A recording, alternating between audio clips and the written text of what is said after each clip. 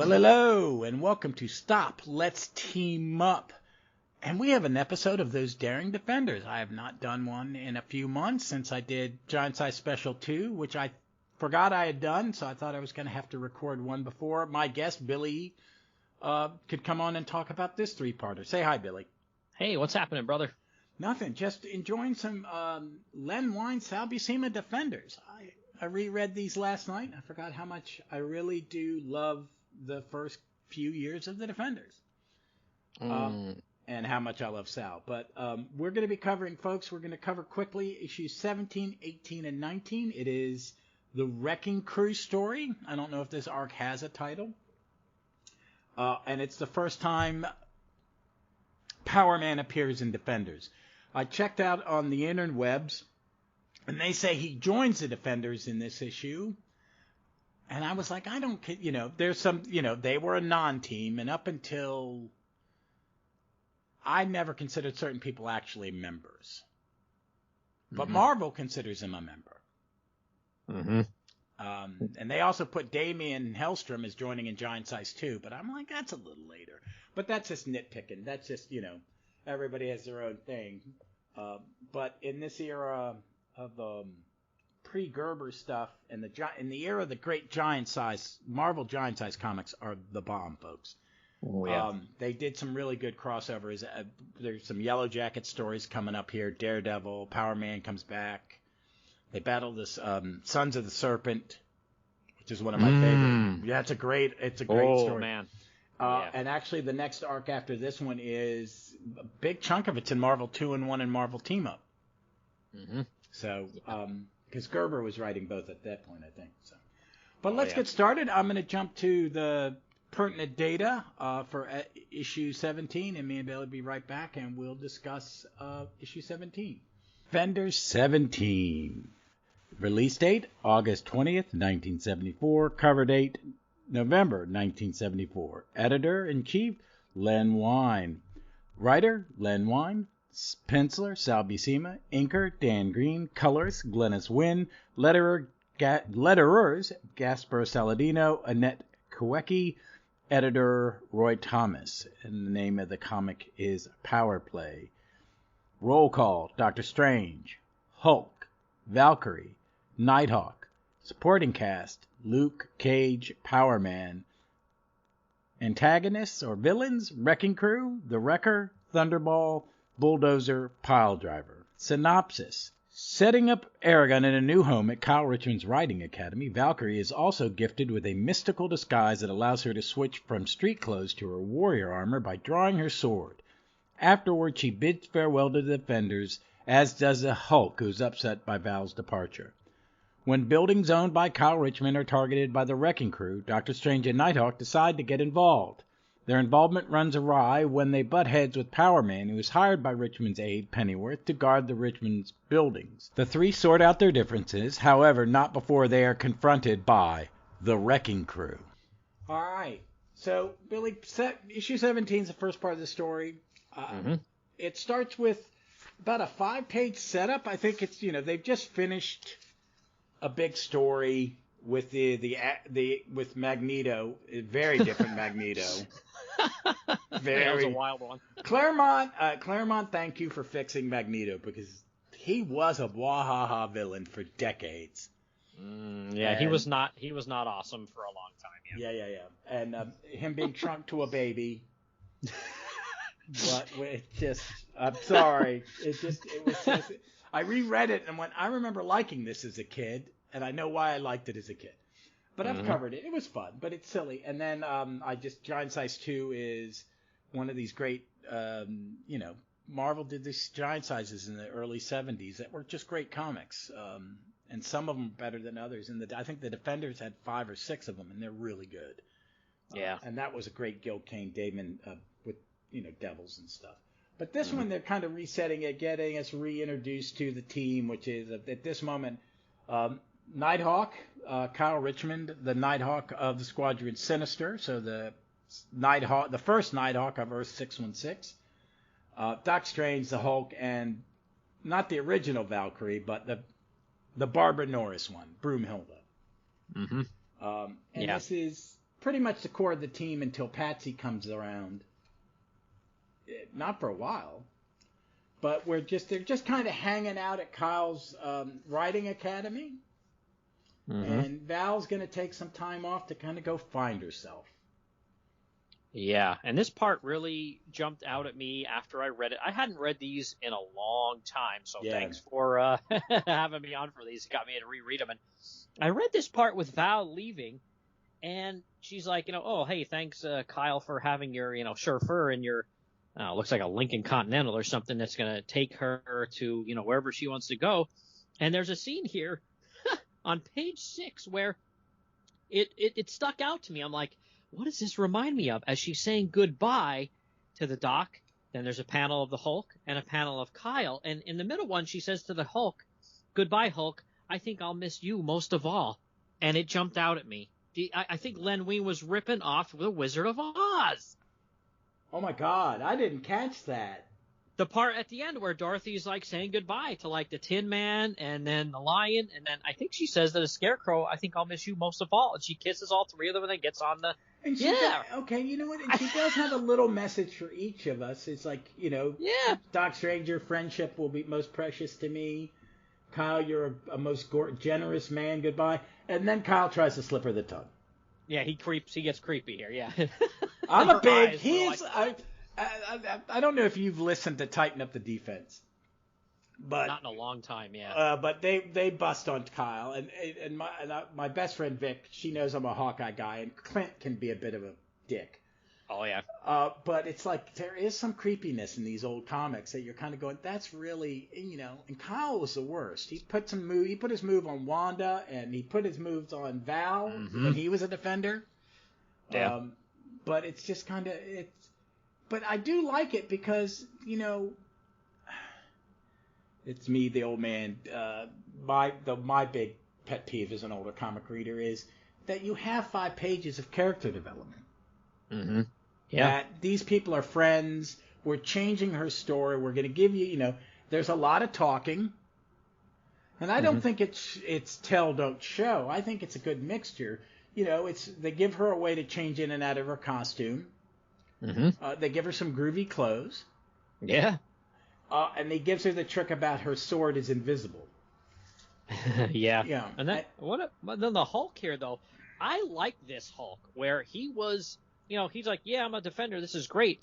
But literally at the snap of a fingers, he could go bananas, and he does here. He does it constantly when in this Defenders run. He comes, he goes. He comes and goes. They keep, and he never warms to Kyle.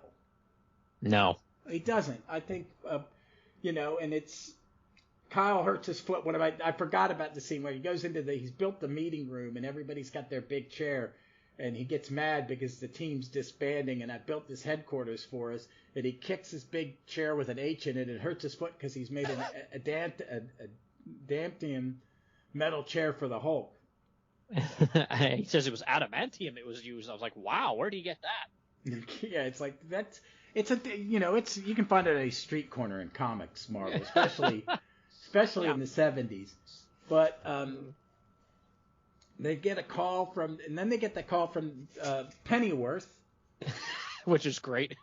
And I don't remember him being a big secret, that you never see his face. So I think we find out more in this Sons of the Serpent story, because in the 70s, folks, in Marvel Comics, they would start a plot line and lay the groundwork for an arc 2 stories away. Yeah, it could literally be 10 issues before something paid off, came to what you would hope was being, a satisfying end. Yep. Yeah, and but I will say this, but I can say for the most part, my pet peeve in modern comics is less character development. Mm-hmm. And that comes from, I'm sorry, folks, word balloons sometimes. Yeah. And conversation. Because, the image tells you. The image doesn't tell me whether they're happy or sad unless you smile or frown. But there should be levels of happy or sad. Gray areas. And that comes from words. And maybe some narration. But you could still read in this era, you had to write it. So if someone got it off the spinner rack, that they could read it, and though it may have a cliffhanger, there's something happened. Yeah. I mean, I get some of the modern writers, and editors saying you don't need certain things because, hey, back in the 70s, there wasn't an internet and Wikipedia and, all these Marvel and DC sites where you could, at the snap of a fingers, learn histories about, comic book characters. So you don't need to do it as much. But, yeah, I totally agree with you. You do still need to, move characters forward, and especially the newer characters last 10, 15, 20 years. They do need a ton of development. So there does need to be a lot of dialogue. Yeah, it's where do you get the subtext, the nuance. The nuance, yes, that's a better word. The nuance. Kyle's a bit of a prat. He's a rich white guy. Yep. It hasn't changed much. But, and I think, and I'm a bit, and the other thing is the editorial, they had really, Marvel would go through editors-in-chief like tissue paper. Oh, in the 70s, once Roy Thomas stepped aside, they probably it took a while until guys Jim Shooter came along. Yeah. But then you had group editors. I think the Avengers has been consistently good because you've had the same editor for 35 years. Yeah. Tom Breedmore, it's a good editor. Mark Carlin's he could be a bit of a prat, but he's an editor. But I think when he was running the Superman line, it was pretty good. Denny O'Neil with Batman for a long time, oh, God, yeah. Marv could edit himself. I mean, I'm a big Marv Wolfman fan, and his Titans run. I didn't read Titans a lot after he left. I'd read the John stuff, which I liked, but I haven't read it. And I'm gonna read Tom Taylor's version because it's the team I know. I'm a big Dan Abnett thing, but I couldn't read his Titans because it's veered so far away. Yeah, Abnett and Lanning, when they were a team up and doing Marvel Cosmic, I was addicted to that stuff. That was in my wheelhouse. I loved everything they did for like probably 80% of all the stuff they did together. I absolutely adored it. I like their Legion stuff. It's dark, it's broody, and it turns some people off, and I get that. It's a tonal shift. Yeah, I've sold a lot of my newer comics, but I still have my Guardians of the Galaxy that Abnett and Lanning did together, the first one they did together, that like 30 issue run. I have the two Annihilation trades. Yeah. I would like to get the Realm of Kings and all that stuff because I hear it's good. Yeah, I still have all that stuff, that cosmic stuff. I just can't bring myself to sell it because it's got a place in my heart. They've written some Doctor Who audio plays. Oh wow, cool. Yeah. So because they're too. They also write the Warhammer books. Oh yeah, yep. I've seen the names on those. My nephew, who is no longer with us, he read those, and I used to get them for him if he stayed at. He had a drug problem, and it took its toll. But when he was living with me, if he didn't mess up, I would buy him a Warhammer book every payday because he was trying to get his life back together, and that was the one thing that kind of Abnett Lanning. It's something something that kept him on the straight and narrow. Which is good. Which is good. But this is good. It sets up that the Pennyworth. Let's get back to this. Pennyworth is smoking his cigarette in a cigarette holder, blowing smoke rings, being a bad guy because you can't see his face. And this new building of Kyle Enterprises collapse. So Doc, Strange, and Nighthawk fly off, and it's. God, I love Sal. Oh yeah. The newsman's got this really bad comb over and this looks like a wig. Yeah, it's a tube. He's wearing his toupee sideways or something. He flipped it the wrong way. Yeah. And I say this being a bald guy, so. Oh no! It's not like I'm have a. Oh, people ask me as someone who's been bald since like mid-30s, and now I shave my head because it doesn't even grow anymore. Yeah. I have a big Santa beard, but my head doesn't grow. Someone goes, "Why don't you wear a toupee?" I'm like, "Because I'm not a pedophile." Yeah, don't do that. People, if anybody out there's listening that you're starting to lose your hair, just grow old gracefully. Please. Don't put horse hair on your head or whatever it is. Don't do it, man. Or my wife goes, "Why don't you dye your beard?" And I'm like, nah. No, because beard dye doesn't look natural, and you look like a televangelist. That ain't doing it. Yeah, don't do that. But this guy's wearing his toupee wrong. He reminds me of somebody, and I can't place it. But yeah, it's a great comedic little role. And they fly off, and they land at the site, and there's someone in the shadows, Sleep Creek. And then I don't have the page numbers because I'm reading it I'm looking at the essential. But it's like they're in there, and you see two menacing hands reach, and it's a very Sal kind of picture. Yep. People flying through the air.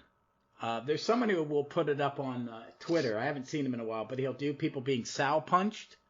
Oh, yeah. Yep. Sal Buscema punch enthusiast or something like that is his name. Yep. Yeah, it's great because it's the same panel, just with different characters over and over again.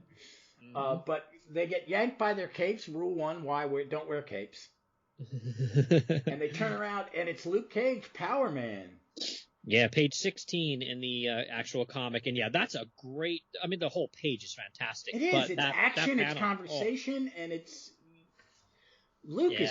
I've always been a Luke Cage fan. Oh, he's great. I didn't read Powerman, Luke Cage Powerman. I read it later. Mm-hmm. But my brother read it, because it's kind of like... My brother's a fan of exploitation movies, and it was the Marvel version of an exploitation movie. Yeah. Yeah, it really was. Yep. But I knew him from this, and then I read Powerman Iron Fist religiously. Mm-hmm. It is one of my favorite comics of the late 80s because their friendship is so good. It's like Wonder Man and Beast and the Avengers. Yes. It's like Booster Gold and Blue Beetle and Justice League International. Yeah, Luke and Danny are a good team, good friends. I love that dynamic. It is, and it's real. Mm-hmm. And, yes, and what I liked is Mary Jo Duffy and other writers who really got Danny wrote him as, yes, I know I'm a privileged white guy, but let's use my money for good and let's hang out and fight crime. Yeah, I even liked it. I didn't mind the Powerman, the Iron Fist Marvel TV show. People went, it's kind of this, it's that. It's like, it is all the things you complained about, but that is a good version of Danny because he's a nice guy. Yeah. And he's just a little simple. He doesn't understand the rules of the real world.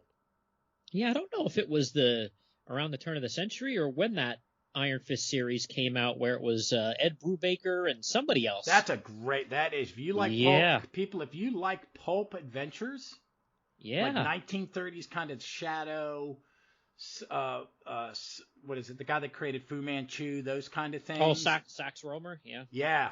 You'll love it. It's great. It's coming out in an Omni. I bought all the Powerman Iron Fist epics, and I want to get the Iron Fist Omni and the Luke Cage Omni if I can find them cheap. So I have them, and I definitely want to get the Ed Brubaker, Andy Diggle. It's a lot of stuff. They had printed it years ago, and they've reprinted it, and they've added like 25 more comics to it. Yeah, I think Brubaker did maybe the first half of it, and then maybe was it Dwayne Swarzynski that was on there? He did some, and so did Andy Diggle. Yeah, it was good. You know what it reminded me of, especially when Brubaker was writing it, and I can't remember who the artist is. Apologies to whoever that is. I'm sorry, I cannot remember. Was Aja? David Aja. Yeah, Aja. Who's excellent. You know what it reminded me of?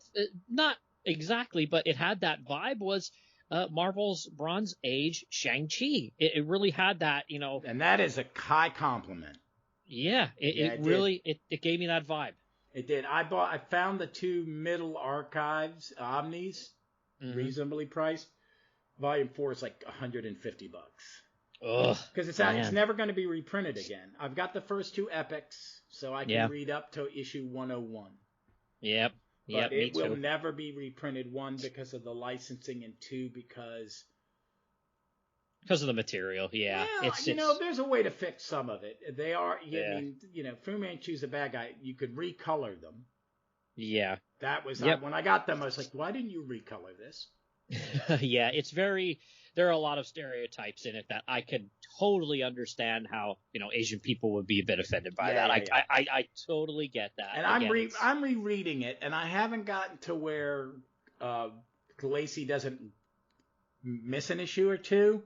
Yeah. Because if you read it from issue 30 to the end, it is basically a Bond spy comic.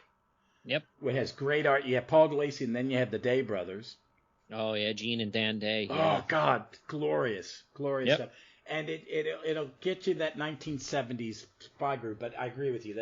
That's why I read that Ed Brubaker stuff when it was coming out. Because I was like, ooh, Shang-Chi stuff. Yep. All right, well, let's get back to this. Well, they have a big fight in this. Of course, it's as the title of my podcast says, they're going to stop, let's team up, but not until they beat the crap out of each other. Yeah, which I love. It's funny. It's great because Luke Cage was hired by Pennyworth to stop anybody from wrecking. I guess what happened is there were like 4 buildings that Kyle owned and this Pennyworth guy, and 3 out of the 4 got destroyed by a group calling themselves the Wrecking Crew, which is this the first appearance of the Wrecking Crew, isn't it? It is. Okay, it is, yeah. I'd forgotten that until I read it, because I yeah. knew the Wrecker was a Thor villain. Mm-hmm. Yeah, he had been around. He had been around longer than this. He had been around since I think even the Silver Age. But yeah. He's an early. He's a Kirby. He's a Stan and Jack. I think it's even before Roy took over. Oh yeah, yep, absolutely. Yeah, but this is a great. This fight scene lasts from the yanking of the cape, 1617, 1819, 24. It's like 8. It's 8 pages long. Mm-hmm. And they're talking. They're jabbering, folks. They're just jabbering away. But it's there's some good stuff. It's like, if you've not read Powerman, because if you were a Defenders fan, you may not have read Luke Cage. Right. Yeah. Because he goes, Kyle punches him with his super strength, and it's at the bottom of, hold on, 18. You get that, the Sal punch out of the panel. Yep. That's great, by the way. And so Kyle's hand's hurting, and so he, Powerman's got to explain it. Make that a steel wall, sugar. And then you just have to, the result of an experiment gave me steel-hard skin and the power of a runaway rhino. Gee, really? I'm impressed. And it does reference Hero for Hire #1. Roy Thomas there, the little editor's note. I miss those two. Look, on that page there too. It's page 22 in the comic here where you're talking about gee, really, I'm impressed. That panel right below that, it looks like the Nighthawk gives him a kick to the balls there. Look at that. Yeah. Wow. Yeah, like right below the belt, man. He leaps over him. He does a Captain America move. Yeah. And it reminds me, Sal drew some great Cap too. Mm-hmm. And he kicks him, And on the bottom, I used to play Little League catcher. I know what that feels like when I've taken a baseball off the home plate. Yeah, because like the effect of where the hit takes place is right between Luke's legs. It's like, oh man, and then he flies into the steel girder. But I like that very last panel on that page, man, with the moon in the background. Like, wow, Sal is incredible. And the shadowing, because Sal, man, let's talk. I want to talk inkers because you're old, like older, not as old as me, but older. You remember when artists had to have inkers because it took so long to draw a comic? Yeah, I'm a fan of inkers. Mm-hmm. And some inkers are great, some are serviceable, and some are terrible. And sometimes it depends on who you're inking. Dan Green can change an artist sometimes, but I think he's very good with Sal. Oh yeah, it's a good team. It is very a good team. Sal, I've seen Dan on other things. I saw him on Burn sometimes, and it was a little. But I understood why they picked him for that book. Does that make sense? Sometimes, I like Austin with Byrne, but I also like Joe Sinnott when Byrne was doing when he was with Wolfman doing FF. Mm-hmm. And I liked when he went to FF by himself, he had a different inker. Yeah, I'm not sure who the penciler was on the Avengers at the time, but there was a spot where Green was inking whoever the penciler on Avengers was in the Bronze or Copper Age, somewhere in there. I didn't really care for it all that much, but if anybody wants to look up some really good, I think it's Sal. It could be, or it could be. I know Gene Colan did and some Black Knight and stuff like that. I know Gene Colan even did a few issues of Avengers here and there, and it's in the 60s. Yeah, it would be John was leaving. Well, he came back and did some in the 80s too, the early 80s, and they're not too great. I mean, I know what you're talking about. Yeah, the 1980s. When Roy was doing not great. John would have Tom Palmer or George Klein on him. Yeah, which is great stuff. And then Colan and Palmer did some. Then Sal would fill in, and Sal, and it was Green, I think, when they battled Kang and Black Knight joined. Yeah, I'm not sure. I just know he may have done some of the Colan stuff. Yeah, like when it's in the issue too early 200s, it's not. Oh God, great. yeah, that stuff. Yeah, it's not great. But I'll tell you what, if anybody wants to see what I would consider his best work, it is his artwork wholesale. Those Marvel graphic novels they did in the early 80s there and mid 80s? They came out maybe like one a month. He did a Doctor Strange one that's just absolutely gonzo. Great, incredible stuff. Oh, those original ones like God Loves Man Kills? Yep. Living Monolith? I wish I still had mine. Yeah, I only have about maybe 10 of them, which, isn't very much because, again, they put out like one. I feel like they put out one a month for a few years. It just says a Marvel graphic novel. I'm looking at it right now. It says Doctor Strange Into Shambhala, and it's incredible artwork by Dan Green. It's almost like. Does he do the pencils too? Yeah, I'm trying to. I'm not super familiar with artwork, so I don't know what the term is for it, but it almost looks like a watercolors type thing. Like there's like some of the pages have no panel borders, and it's like very light pencils, but then like almost this like some kind of wash or watercolor look to it. Yeah, they were experimenting with that glossy paper, and you could lay down a faux watercolor. Yeah, I was in incredible. printing in the 80s. I know I don't remember what it was called, but it was where they were allowed to experiment.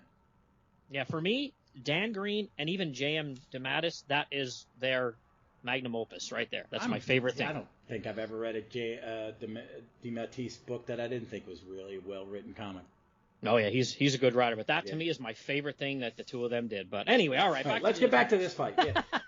So they do. Kyle holds his own. It's not nighttime, so. It is. Yeah. No, it's nighttime. Oh, that's right. I'm looking at this black and white, yeah. The full moon is out, and that's why he's super strong. So he's able to go toe-to-toe with Luke here, which, Luke's pretty tough. Sorry, my alarm to do my Tai Chi just went off.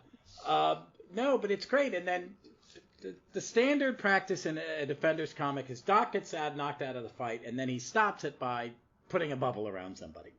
Yeah. Oh, yeah. He does that a lot in the Bronze Age. Yeah. Force bubble, and he wipes people's minds, too. He's a little bit of... I've read some of these. I was like, man, you really don't... You need to learn boundaries, Stephen. Yeah, he could be an SOB. Well, if you folks listen to Tighten Up the Defense, Hub really does a great voice for Stephen, and it's a pretty pretentious, poshy dude, and it's perfect because especially in the Defenders, he can be a bit of a jerk. And then, they get smashed up. The whole building does get smashed, and then the three of them, Stephen has a bubble around all three of them to save them, and then that very last 2-page spread there. That's gorgeous. Gosh. Oh, man. There are a couple. There's one in giant size, one which is a 2-page panel. It's by Sal, and it's got the first 5 Defenders in it. Yeah. Val, Silver Surfer, Hulk, Submariner, Doc Strange. But this is a great one, and what a great way to introduce these characters. And Sal's a good he's a good superhero designer. His costumes last. Mm-hmm. Does that make sense? It's like Dave Cockrum. Costume, it lasts. Mm-hmm. Sometimes maybe Saturn Girls maybe shouldn't have lasted as long as it did, but this is a great these are great costumes. I love this issue. Oh, it's great. It was so much fun. And that last 2-page spread, it really leaves you on a good cliffhanger there, right? Oh, yeah. Well, let's move to the second one. This was issue 18, and I'm going to jump in and give you some of the basic information. The Defenders 18. Release date, September 17th, 1974. Cover date, December 1974. Editor-in-Chief, Roy Thomas. Writer, Len Wein. Penciler, Sal Buscema. Inker, Dan Green. Colorist, Glynis Wynn. Letterer, Dave Hunt. Editor, Roy Thomas. Roll call, Doctor Strange, Hulk, Valkyrie, Nighthawk, guest star, Powerman. Villains, The Wrecking Crew, Wrecker, Thunderbolt, Bulldozer, Pile Driver. Synopsis for Rampage. Confronted by the Wrecking Crew, the Defenders are told of their antagonist's origins, how Wrecker busted out of prison with a number of fellow criminals, and while standing together allowing a lightning strike the Wrecker's enchanted crowbar, empowering them all. The group has been smashing down buildings in order to find a hidden gamma bomb. Meanwhile, Valkyrie begins trying to find her identity as she reflects back on her past as Barbara Norris. She is unaware that she is being watched by somebody who knows her. As the battle between the other Defenders and the Wrecking Crew rages, the Hulk joins the fight. When Thunderball unearths the shell casing of the Gamma Bomb, all are shocked upon opening it. Realize that the canister is empty. All right, Billy, that's it. Well, that's one I want to talk about the cover. Because this is a Gil Kane, Dave Cockrum cover. And I love it. I don't know. I'd have to really look. Let me see something. I will pause. I pulled up something. I want to know if this is one of those ones where one person draws one character and one person draws the other. They would do that with Hulk. They would have... Yeah. Sometimes it's different. Yeah, because they wanted a continuity of appearance. Yeah, if they had an artist that they didn't think could, Oh, no, it's just straight else. pencils, inks. It's Gil Kane pencils, Dave Cockrum inks, and Gaspar Saladino lettering. The letters, yeah. Yeah. But it's good. I think Dave Cockrum is one of the greatest comic artists of all time. Great character designer, and he in the 70s, he was like kind of the go-to for some covers. Mm-hmm. And this is just a great one. Big action cover, yeah. Big yeah, it is. starting. You got the 4 Defenders attacking the Wrecking Crew. They didn't have a corner box. They had the 3 bubbles, and they still hadn't updated it because Subby's still on it. I'm a big fan of the corner boxes. Yeah, absolutely. But this one starts, they're standing in the wreckage, and it's the 3 heroes and the 4 villains standing off, and then it cuts away to the police coming, and Doc, I love it. What is this? What is his name? Thunderball. Oh, Thunderball, yeah. Thunderball, who is my favorite member of the Wrecking Crew. Yeah, he's got a really good background, and they go into that here. He's the only I'd forgotten about that he had, that he was a scientist and everything. Yeah. And he was when we get to what the true plot of the story is, that he has a big part to do with it. Mm-hmm. And then when they smash a cop car, and the Wrecker throws his magical crowbar into the ground and makes water pop up from the water main. Mm-hmm. Bulldozer runs him over. Yeah, Pile Driver and Bulldozer start coming into the fight. Pile Driver is the guy with the really aggro guy. But they mess it up. Yeah, that one guy reminds me of that one He-Man character there. He looks like that one guy that was on that comic and cartoon. I was just like, the Pile Driver, the one with he's not wearing a shirt. Yeah, the guy with the helmet on. Yeah. Yeah.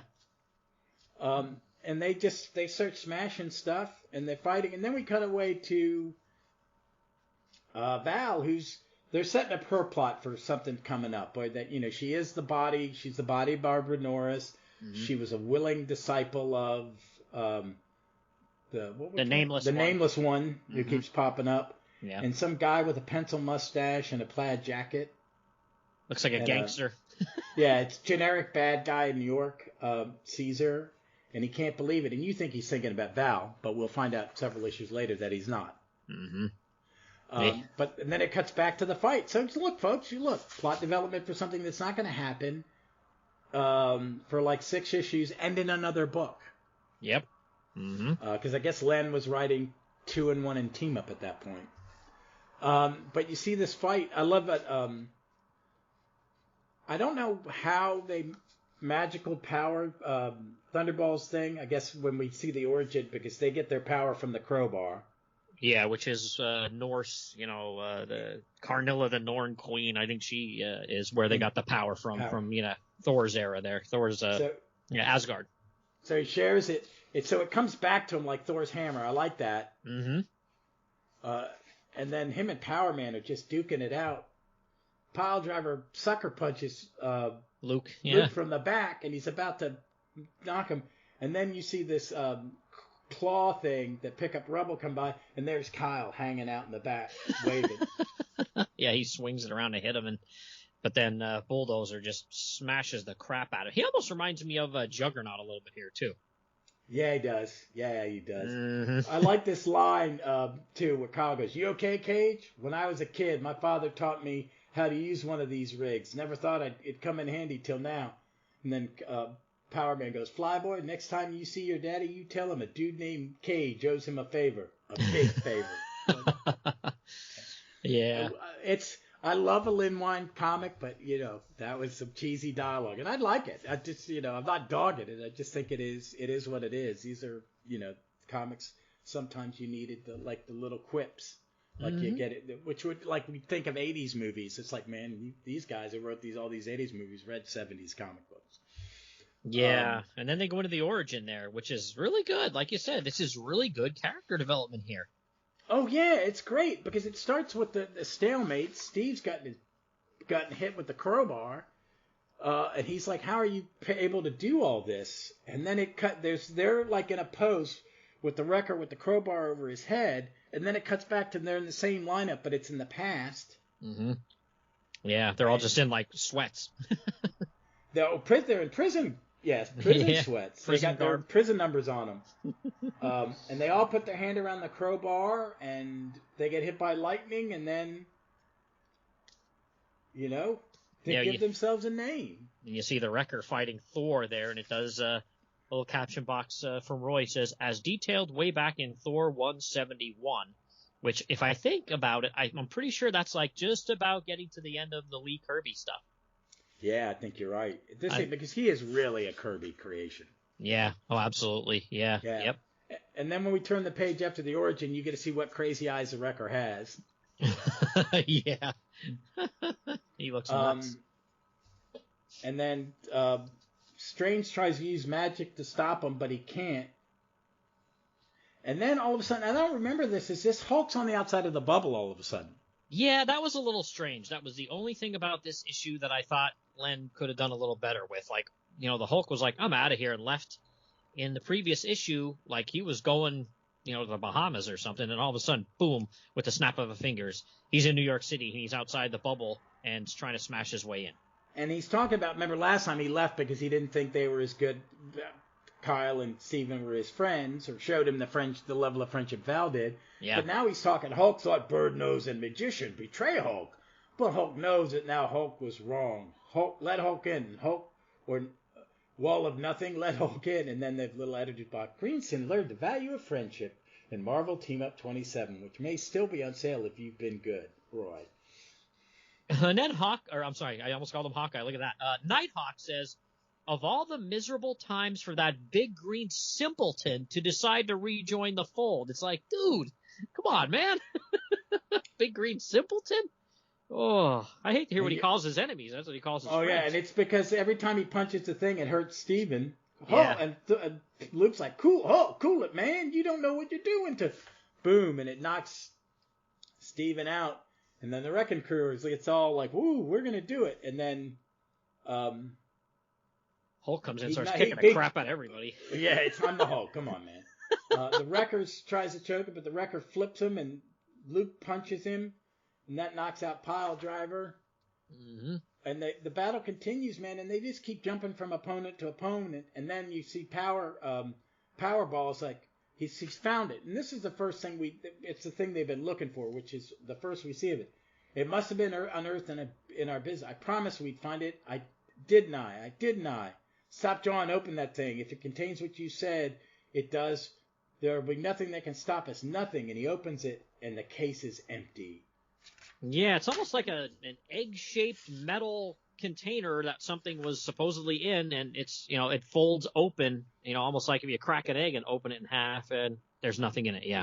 Yeah, I love that. I really, really love that. It's a great cliffhanger, man. What's weird is last issue had a double page splash for the cliffhanger. And in this one, it's a single panel. Yep. Yeah, good stuff. But again, we are still basically 2 issues in, and we're watching the same fight. Yeah, it is. It's a. I don't want to say it's a little too drawn out, but it probably could have easily been told in two comics. Oh yeah. But the comic takes a turn. I get why it kind of switches, because the story really changes. Mm-hmm. And what happens with the Doom, as in the cover of the next issue, they call it the Doom Ball.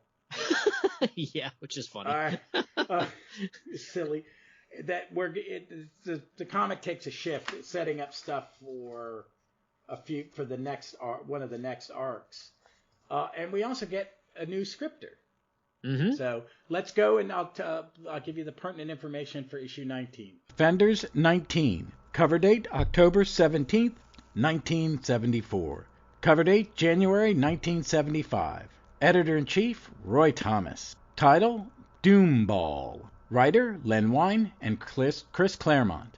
Penciler Sal Buscema. Inker Klaus Janson. Colorist Bill Mantlo. Letterer Artie Simek. Editor Roy Thomas. Roll call. Doctor Strange, Hulk, Nighthawk. Guest star Powerman. Villains Wrecking Crew, Wrecker, Thunderball, Bulldozer, Piledriver. Synopsis for Doomball. Realizing a gamma bomb, which Thunderball recovered, is missing from its casing, the two groups split up to find it for their own purposes. The Defenders to disarm it and prevent it from harming people, and the Wrecking Crew to use it to extort money out of the city of New York.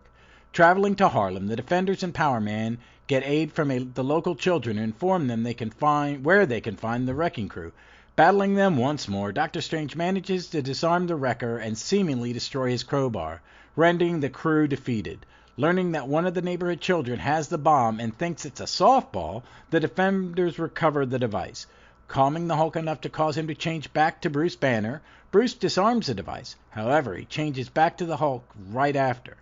Powerman thanks the Defenders and leaves, figuring he botched his job protecting Richmond's buildings, little knowing that Richmond himself was fighting alongside him as Nighthawk. So issue 19 has another great cover, I think, and it's Gil and Joe Sinnott.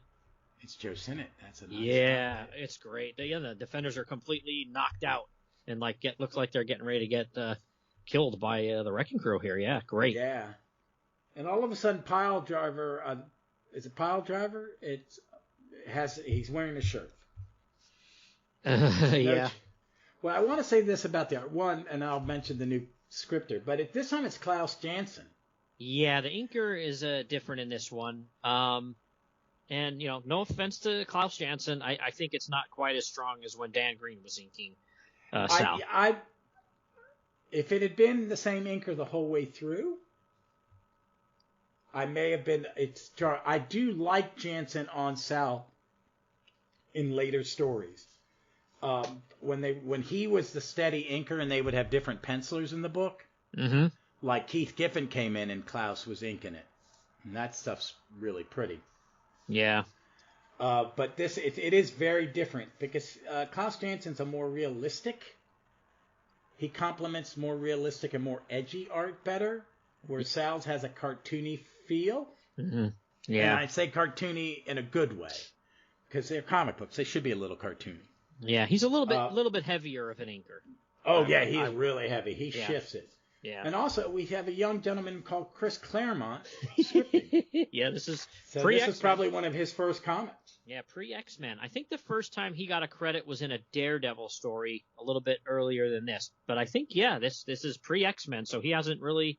He's just basically tantamount to, get me a gopher.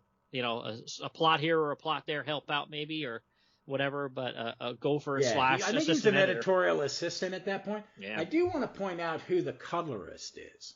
Mm-hmm. Yep. Mr. Bill Mantlo. Yeah, he did a lot of letter and colors before he got a break, writing his own stuff, which is cool. I mean, a lot of them started out that way. Inking, coloring, lettering, all that kind of stuff. Well, I'm reading those Legion, and Jim Shooter was doing the layouts for the Kurt Swan, George Klein art, and when Shooter was 14 years old. Oh, that's incredible, isn't it? Yeah, and they're good layouts, but I mean, it doesn't hurt that you have Kurt Swan and George Klein finishing. Oh, yeah. To me, Kurt Swan and George Klein is so awesome. The only thing I would put a hair above there is Kurt Swan, Murphy Anderson. That's it. Well, that's not even Kurt Swan, Murphy Anderson. That's Swanderson. They had a whole new name for it. Oh, man. Because I love Murphy Anderson. If you've never read the Hour Man, Doc Fate team-ups and the Starman, Black Canary team-ups from the Silver Age, check them out because they're gorgeous. Yeah, I'll have to look that up. up. Murphy. I'm a big Murphy Anderson. I like Murphy Anderson as an artist, penciler and or inker. Oh, yeah, he's great. But now we get another origin story, not only of the gamma. We find out in this panel it's a gamma bomb. Mm-hmm. And I do like the splash page where it's all 8 of them kind of standing around making faces. Well, they all look scared. Yeah. Like, what? Except for Hulk is like, huh? He's scratching his head, yeah. Yeah. And that it was a gamma bomb. And then we find out that Thunderball is a scientist. Yeah, nuclear He's not a common physicist. criminal. Yeah. Yeah, and he was in prison. These guys all escaped from prison with the Wrecker, and that's how they got their power. But yeah, it shows it goes into his origin really far here. It shows him, doing these experiments, and basically he does, make a breakthrough with this gamma bomb, and he takes it to the the brass at this company, Richmond Enterprises, and I'm assuming Pennyworth there. Yeah, that's Pennyworth in the chair, and he goes in, he breaks in. And he tries to seal it. It falls into the concrete made for the skyscraper. Mm-hmm. Yeah, because I guess he took it to the big boss there, Pennyworth, and Pennyworth was like, hey, you work for a big company, so you don't own that, we do. So he was like, yeah, screw you, I made it. He tries to go back in and steal it. It's kind of like Roy or somebody breaking into Marvel's trying to steal their creations. But then the fight starts back up. Mm-hmm. And the Wrecking Crew knock everybody out, and then they wake up, and Hulk's the first one awake. Mm-hmm. Yeah. And the Doc mind wipes the cops. Yeah. Jeez. The cop. I mean, holy cow. Look who we've just busted. Fred, the Hulk, that Powerman creep, and Steven goes, enough. And he just gestures, and he zaps them that they're like frozen, and then it says, well, they'll wake up in a few minutes and no worse for the wear. Their just mind will be wiped of these events. And I'm like, dude, come on, man. Why couldn't you just put them in a bubble and they could still know what happened here and it's fine? You didn't do anything wrong. Change their clothes into something weird, like clown outfits, and while they're freaking out, run away. Have some imagination. Stop assaulting people. Yeah, it's like, wow, dude, holy crap. Is that really necessary? And then they bump into I thought this was interesting, Claremont scripting, but still a plot by Wein. But yeah, this is interesting, them trying to be a little topical here with a homeless guy here. Oh yeah, and Doc steals a table from the plaza and teleports it onto the sidewalk. Yeah, it's like he says, Dr. Strange says, we live in the wealthiest nation on Earth, and men still go hungry. By the Vishanti, that must not be. Tonight, my friend, you will dine like a king. And they walk away, and there's a table with a huge spread, like turkey dinner or something on it for them. Oh, yeah. I thought that was interesting. I like that. I do, too. And I think this is still in a time where they know their readers are, well, the editors, because they were fans like us. Mm-hmm. So the books are aging with them. Yep. But they also realize this is some kid, 10 or 12, has got to pull it off. So let's say something nice, do something good, show that heroes are good guys. Yeah, absolutely. Love it. So it's okay to steal from rich people, and it's okay to pull a Robin Hood here. Yeah. And then as they're walking through New York, this kid comes and tells them that the bad guys took over the boys' club. Yeah, and they're smashing it and looking for something and causing all sorts of trouble. And they're gonna go check it out. And then we do see on that very last panel on page 11, you have to really have a good eye here, but the kid has a ball and a baseball glove, but the ball looks kind of funny, right? Yeah, it's high tech. It's a little high tech for a baseball. And then they go and destroy the Harlem's Boys Club. Yeah, the Hulk goes in and he gets smashed right back out the door. But of course, I'm going back and I'll just wreck everything. And again, another huge brawl between the Defenders and the Wrecking Crew here. Yeah, and Doc is, hey, everybody stop. We're destroying the building. If we don't cease this battle now, the children will be killed. And Powerball goes, the magician's right. Our fighting could trigger the bomb. We need to get outside. And then Hulk goes, man with ball wants to go outside? Then Hulk send him outside. And the Hulk, even with it being like, this Asgardian magic, with their weapons, he, destroys Thunderball's, ball and chain here. That's wild.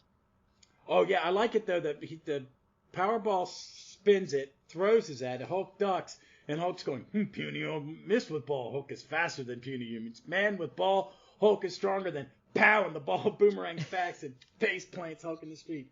And then the Hulk just catches it and crumbles it. Yeah. And Powerball's look on his face gets worse and worse, and then he just kind of whispers, oh, my Lord. Yeah. And then the editorial box said, enough said.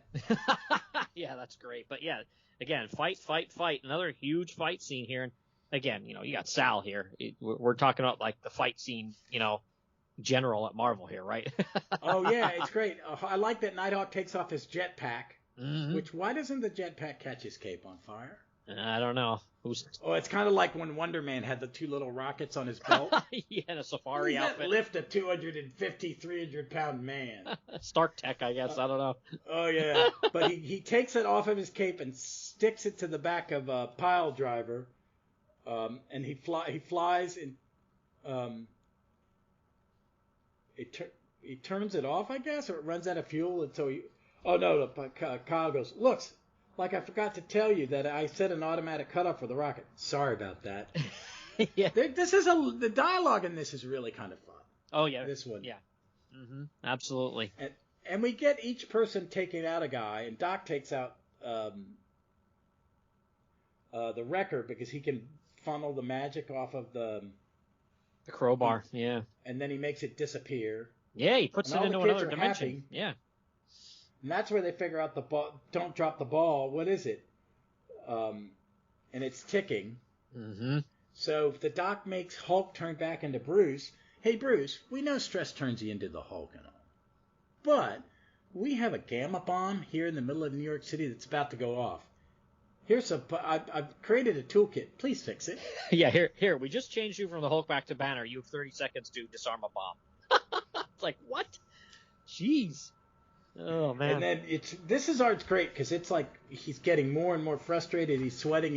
Yeah. He stops it. He takes out the trigger. He hands it to Doc, and he turns back in the Hulk. And the Hulk's like, Magician, what happened to Hulk? Why does Hulk feel so strange? Did Magician put Hulk to sleep? Yes, Hulk, I did. But don't be upset, my friend. It was for a good cause. You're falling asleep to help save New York. Mm-hmm. And then they say their goodbyes to Powerman. Real cool, Doc, but my job was keeping Richmond's building from getting knocked down, and I blew it, which means I don't get paid. Perhaps if we explain. To Pennyworth? Don't make me laugh. I tell you, Doc, next time you need my help saving the world, I'm not home, okay? Which he will, be back. I think it's maybe in the 30s, the issue numbers in the 30s, maybe? Well, yeah, he comes back? I'm flipping through, and we got Giant Size 3 and 4. We've got the Marvel 2 and the Marvel Team Up stuff. Mm-hmm. Then we had the Marvel 2-in-1 stuff with the is that with the Guardians? Yeah, they're in there. Yep. Yeah, that's. Oh no, this is Valkyrie versus the Enchantress. Yeah. And stuff. And then there's a storyline. Yep, with the Guardians. Then we got Spidey and Hawkeye and them, and this guy with the glider, and Jeremiah. Mm-hmm.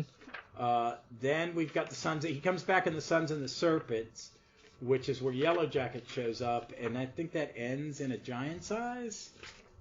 Oh, possibly. Yeah, 20. It's in the 20s because they add Daredevil and Yellow Jacket to the team, and Damian Hellstrom. Yep. Yeah, that's and son of that ends. Yeah, then Giant Size 5. Yeah, the lineup for the then that leads into the Guardians. The Guardians of the Galaxy starts in Giant Size 5.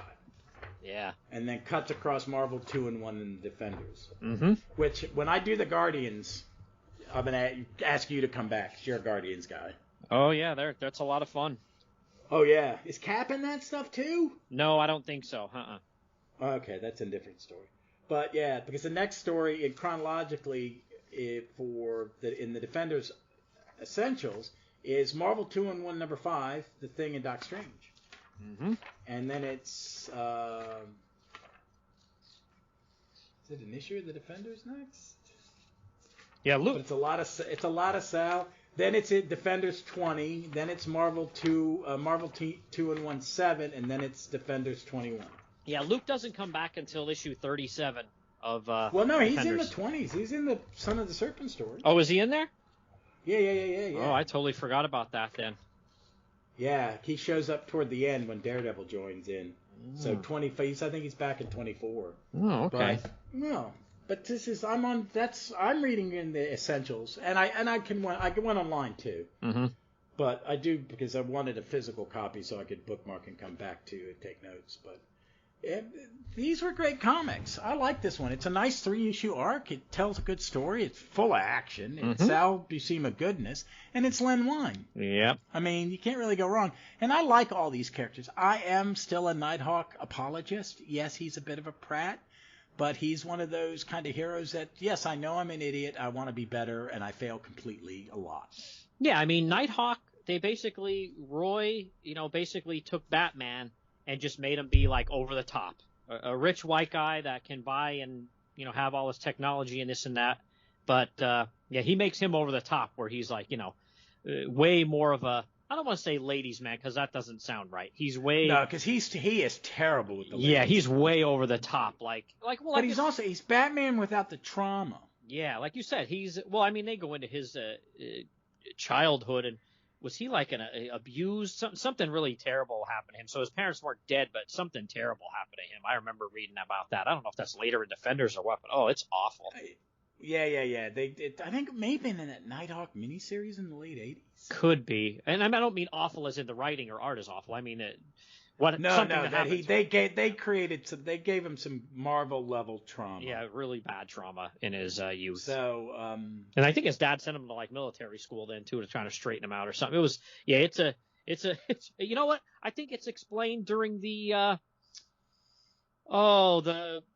Defenders story where it's the storyline where it's the doctor that's like half ape, like an ape body and a regular head. The headman, man. I love that stuff. The headman and then the bozos afterwards. Oh my God, the bozo cult. and that Kyle's head's in a jar for like a year. His brain.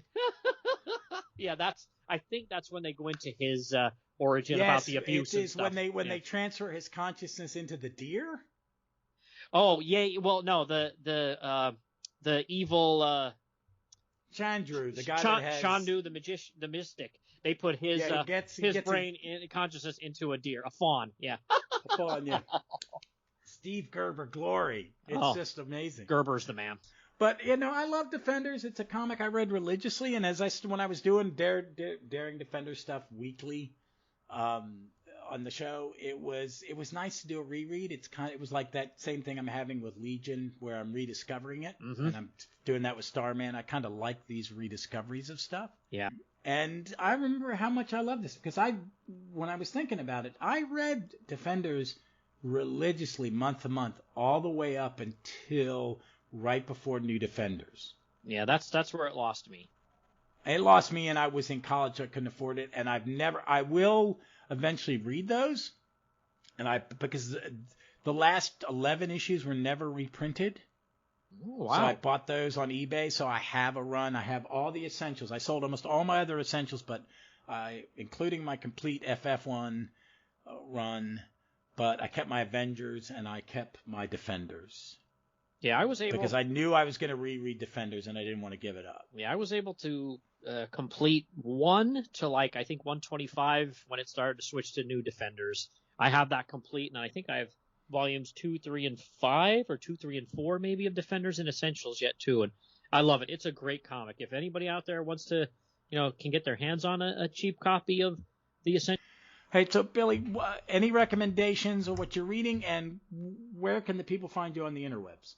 Well, if anybody's looking for me, it's at BillyD_Licious on Twitter. Definitely check me out there. And then any podcatcher, Magazines and Monsters is the main feed. And then, you and I also with our buddies Mart and Terry and Sean do All-Star Squadron, JSA, Earth 2 stuff over there. That's A World on Fire is the name of that show. Again, any podcatcher out there will have it. But, yeah, we're talking about Defenders. Like I said, if anybody out there can get their hands on some cheap back issues or an essential, definitely check out the Defenders. It's, just go in with the sensibilities of it's a Bronze Age comic, and you will enjoy it. Yeah, it is. I hear younger fans than us go, Bronze Age are hard for me. I'm like, really? Man, I read Silver Age. I'll take your hard and raise you Silver Age, and then read some Golden Age. Don't complain about Bronze Age. They're a little kitschy. I will agree that, well, they were writing for kids, which is what really should, I have that other pet peeve is people I don't complain about modern, I do, but I try not to complain as much on the interwebs and stuff like that about they're not writing them like that because they shouldn't be writing for me. I'm 60 years old almost. Mm-hmm. Yeah. Let's get some young people in there, and because I went back and I just read the first omnibus of New Warriors. I didn't read that in the 90s because, one, I thought 90 comics were a little meh, And I was also in my 40s, or whatever I was in back there. I guess it would be in my 40s. And I didn't think it spoke to me. I read it, and it was Fabian Niciez and Mark Bagley, and it's fun and wonderful, and what comics are supposed to be, fun. Mm-hmm. Absolutely. So, yeah, and they should be fun. They should also scare you and do other things, but fun should be first. Always fun. Fun first, and everything else is a far second, but I like fun, and then every once in a while, even these Bronze Age ones, like we said, there were some points in this story where, it made you think. If you're a kid, Yeah. if you're a kid. And if you read certain people, I mean, you read Englehart, he might make you think from time to time. Claremont did. Gerber, yeah.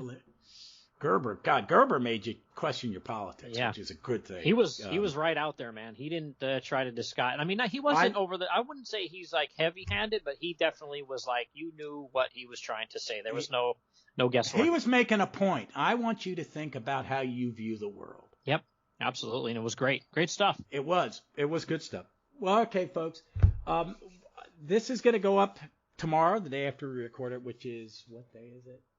Well, hopefully it will, because I've got to watch the VCU St. Louis game at 1 o'clock because I am a VCU alum, and I would like them to go to the tournament. And the only way they're doing it is if they not only win their conference, but they win the tourneys. So, but this will go up on Sunday, and on Tuesday will be episode 7 of Opal City Confidential, Starman Podcast, and we'll be covering Adventure Comics 64 and Starman Volume 2, Number 3, which is the end of the first Jack arc. And I'm looking forward to rereading both of those. And don't forget, I've got every Thursday is My Legion Adventure. I've got the Ghost of Pharaoh Lad and the Hunter are coming up. And then I don't know what I'm doing next week. I haven't really decided. So, but I'm trying to have Ron back on, and we've picked some FF comics that we think are topical for today. But just keep coming back 3 times a week. I really appreciate your support. But until then, y'all be safe, be smart. Please be kind to one another. Please. Especially on the interweb. Stop arguing with each other. It's silly. And read some comics.